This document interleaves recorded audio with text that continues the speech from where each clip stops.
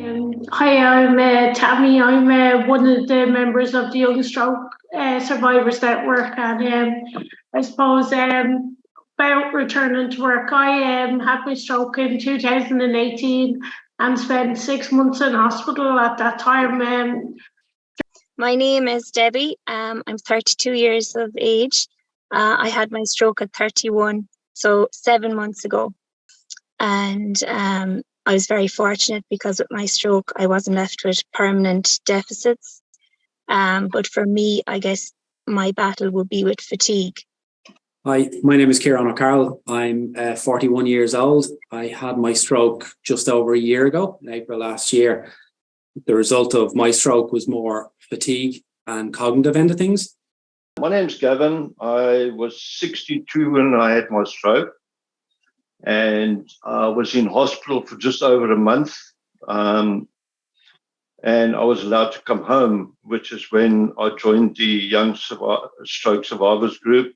I suppose one of the biggest challenge people who have had strokes is trying to deal with fatigue in the workplace, and especially when you start back at work and you think you're invincible and you're back in work. So myself, I'm not very good in the morning, so I start later in the day because I actually can't manage myself, and I know around 3 or 4 o'clock in the day that I do get tired.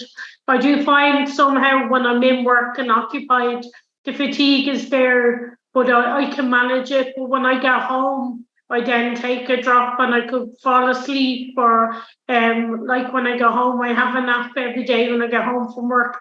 So I'm a primary school teacher, and the very first week I went back to work, I knew it was going to be hard.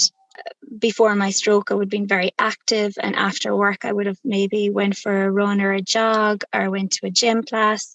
Now I just have to manage what I do. So it's all about just taking a step back. I just manage it. I try to do my best in my job and give as much as I can. But then, come 3 o'clock, I switch off and I focus on myself and take my breaks before I collect the children. But I'm very lucky because I have a great support network and I can go to bed when I need to go to bed. Since the stroke, I've never had physical fatigue. It's always been cognitive.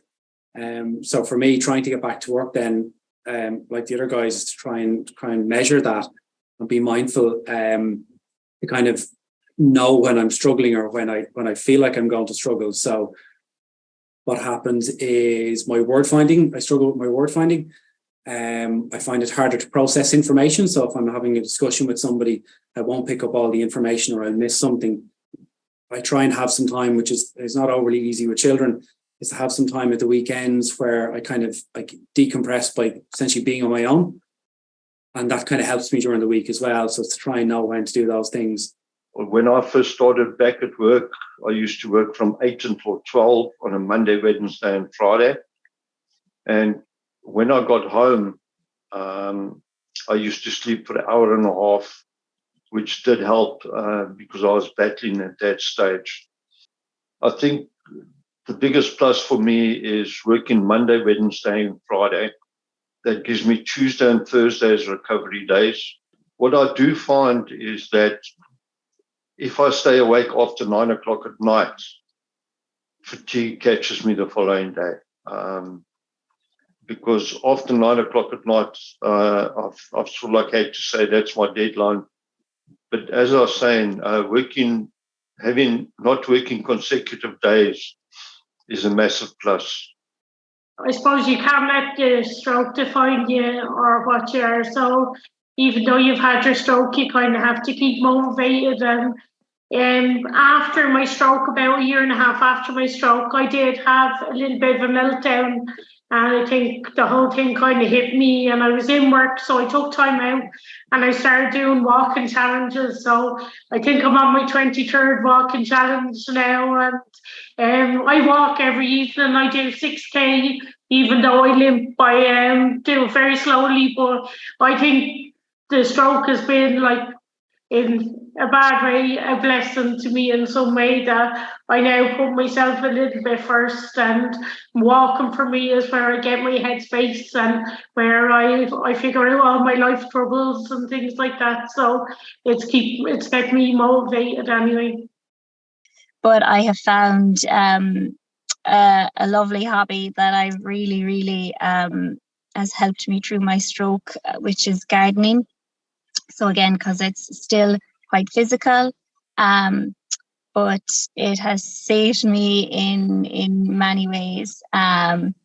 Just getting outside, being physical, but being amongst the flowers and listening to the birds and all that. It's kind of, I guess, a mindful practice, but also you're using your physical strength as well. So that has helped me massively.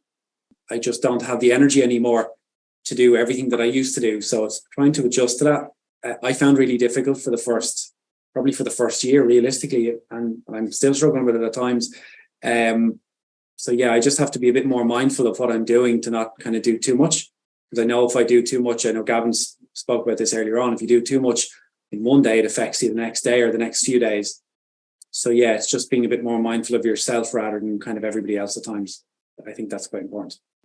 From being active, I was extremely active before my stroke. And at the moment, I'm not as active. I've started cycling again, not the distances I used to, but my stamina has improved. But I could never see myself doing the hours I used to do in work. I used to work a 10-hour shift 5 days a week. If I can do more, I will do more. And I think I've proved that to them.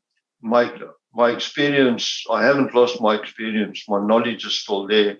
And I'm able to help people within the store who are struggling with certain parts of the business. The advice I'd give to my previous self would be a little self-care more often.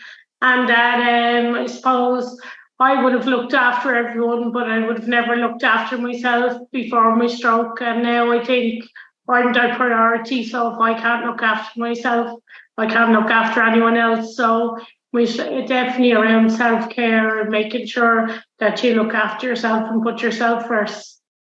If you're at the early stages of your stroke recovery, I would advise you to just take things slow, and you will get back to normality.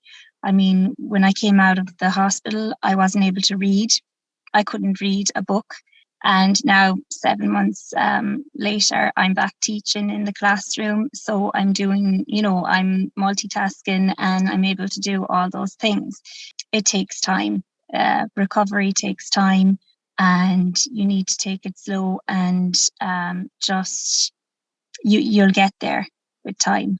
If a doctor or an OT or speech therapist or a physiotherapist says, look, you need a certain amount of time, then they kind of know what they're talking about. So it's to listen to the professionals and kind of take the time out, and life will still be there, and your job will still be there. And, once you're focusing on trying to return to work or do the best you can, and that's the most important thing. And, if it takes 3 months or it takes 6 months or it takes a year or it takes longer, then once you're making progress, that's the main thing.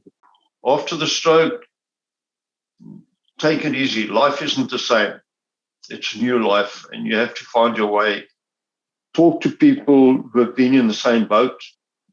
Just after my stroke, when I first joined the Young Survivors group, Brian used to give me a support call every week, and a lot of the advice that they had and gave, and when they spoke about their stroke, has been beneficial to me going forward. And I'm just going to go forward, taking it easy, day by day, little improvement. I'll get there eventually.